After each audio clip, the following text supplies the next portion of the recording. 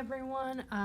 My name's Emily Smith. I'm the teacher of the Porcupine Room, and I'm going to be explaining week 1, day 1 of the distant learning packet that we sent home.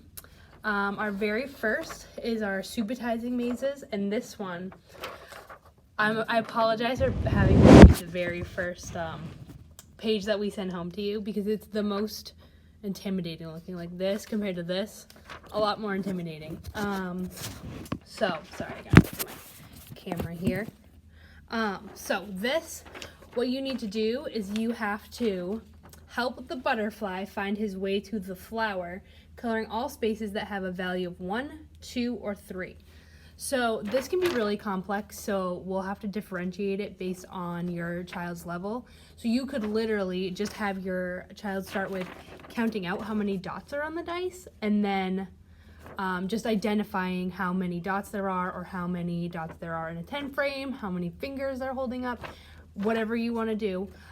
If you are looking for more of a challenge for your child, you could have them actually count and follow the maze the way that the directions are asking you to do. So you could say, oh, 1, we can go that way, 1, we can go that way, 3, we can go that way, but we have 10 here, so we can't go that way. And you can have them kind of start the maze and coloring it themselves. And again, this is probably like the most confusing one out of the packet that I saw. So if this is too much to even consume on the first day, feel free to just skip it and just color it. Maybe, oh, let's only color the ones with 1 dot, things like that. So differentiate it to make your life easy.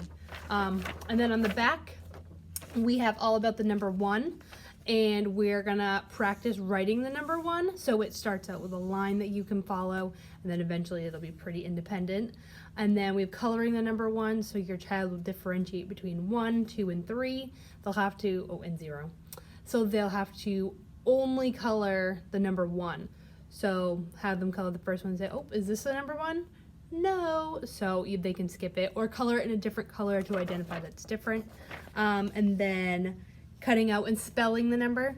So what you'll do is you'll cut out these letters here, and then they'll match it to the letter so that it spells out the word 1. So this should be your work for day 1.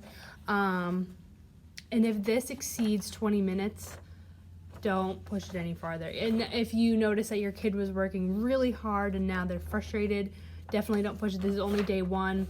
We want them to go into this with a really great attitude and start off on the right foot.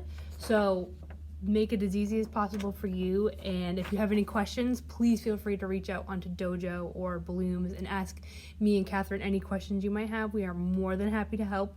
And thank you so much for working on this with your child. Bye.